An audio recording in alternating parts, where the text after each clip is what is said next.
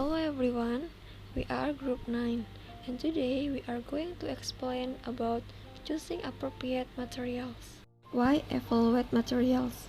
According to Hutchinson and Waters 2010, state that evaluation is a matter of judging the fitness of something for a particular purpose. Evaluation concerns on the relative merit. There is no absolute good or bad, only degrees of fitness for the required purpose. It means that when the teacher goal that would be reached by the students. In any kind of evaluation, the decision finally made is likely to be the better for being based on systematic check of all the important variables. The result of an evaluation will probably lead to a large investment of money in a published course or a large investment of time in home produced or adapted materials. In doing the evaluation materials, the teacher probably get a negative and positive impact.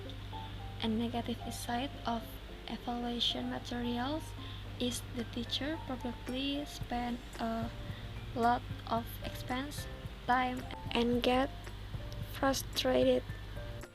On the positive side, it can also help in justifying requests to sponsors or other members of an ESP team for money to buy materials or time to write. The importance of material evaluation. First, to identify how successful the materials used in the classroom. Second, to examine whether the materials fulfill the prescribed course. 3. To examine the extent to which materials permit students to achieve learning objectives. And 4. To identify whether the designs of the materials are sustainable. How do you evaluate materials? Hutchinson and Waters state that evaluate is basically a matching process, matching needs to available solution. In order to match the needs and solution, the matching should be done as objective as possible. It means that teachers have to look at the needs of students and solutions separately. In final analysis, any choice will be made on subjective grounds. And for example, teacher might reject a particular textbook because does not like the picture on the cover or dislike the functional syllabus, but it does not mean that the book does not suit the needs of parties. Thus, the teacher should not let subjectivity too much influence their judgment in the early stage of analysis when evaluating materials to be taught. Process of evaluation can be divided into 4 major steps. And process of evaluation can be divided into 4 major steps. First, defining criteria. Second, subjective analysis. And 3, objective analysis. And the last, matching. Most of the work of the first 2 stages will have been done in the course design stage. It will be useful, however, to set out your criteria and your own preferred realization of the criteria in a form which will make it easy to compare different states. However, see your own subjective analysis as a fixed set of requirements. You should use the materials evaluation process as a means of questioning and developing your own ideas as to what is required. From Hutchinson, 1987. And this is also very important to have some kind of frank order of factors, it is almost certain that there will be conflict. One textbook might match your criteria in terms of contents and language areas, but another might. Application. The material evaluation process. Define criteria. On what basis will you judge materials, and which criteria will be more important? And subjective analysis. What realization of the criteria do you want in your course? Objective analysis. How does the material being evaluated realize the criteria? Matching. How far does the material match your needs? The selection of ESP materials should depend on the needs of the learners in relation to their future or present jobs. Materials should focus on the appropriate topics and include texts and activities that practice the target area. As Ellis and Johnson 1994 in 115 emphasized, the choice of materials has a major impact on what happens in the course. This impact is determined by what kind of language the learners will be exposed to, and as a consequence, the substance of what they will learn in terms of vocabulary, structures, and functions, because it has implications for the methods and techniques by which the learner will learn. The subject or content of the materials is an essential component from the point of view of relevance and motivation. Another important criterion that should be taken into account when selecting materials is the level of language competence. Students come to the course since they feel like to improve their language, which they can use in the certain situation, and after students are analyzed about their needs, teachers have to prepare and choose the right materials for them. The techniques utilize to cover materials to be taught that be varied in order to suit the language learners' interest and proficiency, which can be accomplished through varying the speed, the number of repetitions, assigning some parts of the lesson as homework, or by creating parallel situations to those in the course book to provide extra practice. Once the course book has been chosen, the teachers might wish to make the substantial change to it, for which there could be such reasons as responding to the environment, taking it into account, or putting participle into practice. Nation and McAllister in 2010 make the following more detailed book exhaustive account of the relation of teachers manipulating the course. First, the course book does not include all the activities the teacher has already used successfully. Second, the book material is not proportionate to the time available for the course. 3. The first source book contains the content which is not suitable to language learners' current level of proficiency. 4. The learner's knowledge and skill do not match that involved in the course book. 5. The course book does not contain strategies, ideas, skills, and knowledge that learners need. And 6. The course book does not contain the principles that are taught by the teacher to be applied. The solution to these problems are as follows. First, omit or add content. Second, change the sequencing of contents. 3. Change presentation. 4. Change the format. 5. Add or omit monitoring.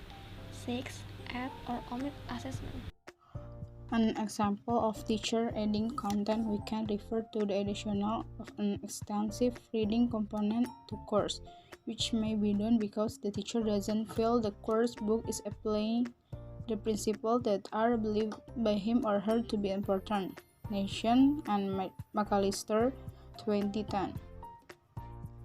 Below is also presented checklist of criteria for subjective and objective analysis. According to Hutchison and Waters, 2010, materials evaluation, subjective analysis, and objective analysis can be seen from 1. Audience. Subjective analysis 1. Who is learners? Objective analysis 1b. Who are the material intended for? 2. Aims. Subjective analysis 2a. What are the aims of the course? Objective analysis 2b. What are the aims of the materials? The aims are actually what they are said to be by looking carefully at the material itself. 6a. What microscales do you need? 6b. What microscales are covered in the materials? 7a.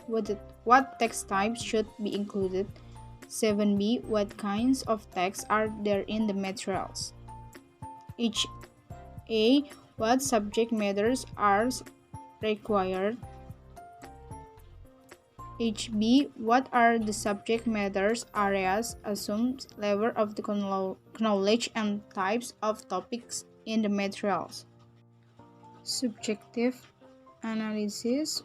What treatment should the topics be given? E.g. straightforward, factual, human interest, social cultural appropriateness, no corruption and no drugs. Objective analysis. What treatment are the topics given? Subjective analysis 9a. How should the content be organized throughout the course? Around language point, by subject matter, by some other means. Objective analysis 9b. How is the content organized throughout the materials? Subjective analysis 10a. How should the content be organized within the units? Objective analysis 10b. How is the contents organized within the units? Subjective analysis 11a. How should the content be sequenced throughout the course? Objective analysis 11b. How is the content sequenced throughout the book? Subjective analysis 12a. How should the content be sequenced within a unit? From guided to free, from comparison to production, accuracy to fluency.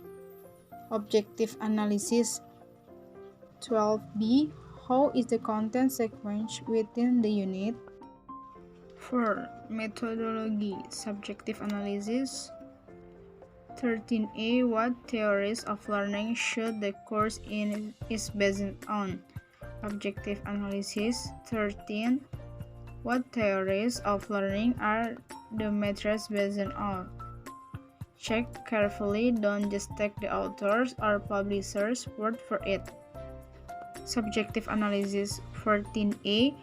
What aspects of the learner's attitudes to expectation about learning English should the course take into account? Objective analysis 14b. What attitudes or expectations about learning English are the materials based on? Subjective analysis 15. What kinds of exercise or texts are needed? E.g. guide or free, comparison or production, language or skill practice course, one right answer or many possible right answer, whole class, group or individual, language or skills based or content based, mechanical or problem solving, role play, simulation, drama, games, one involving visual, self-study, some other kinds. Objective analysis 15b. What kinds of exercise or tasks are included in the materials? Subjective analysis 16a. What teaching and learning techniques are to be used? e.g. lockstep, pair work, small group work, student presentation, work involving technical subject matter, other kinds.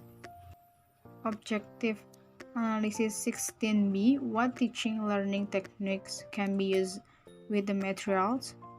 Subjective Analysis 17a. What aids are available for use?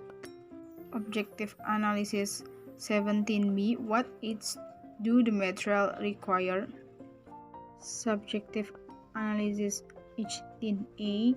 What guidance or support for reaching the course will be needed? AG Statement of aim, list of vocabulary, language skills points, language guidance, technical information, methodological directive or hints, suggestion for work, other kinds.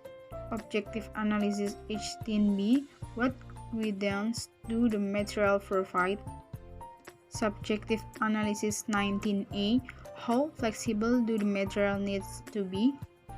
Objective Analysis 19b. In what ways are the material flexible? E.g., can they be begun at different points? Can the units be used in different orders?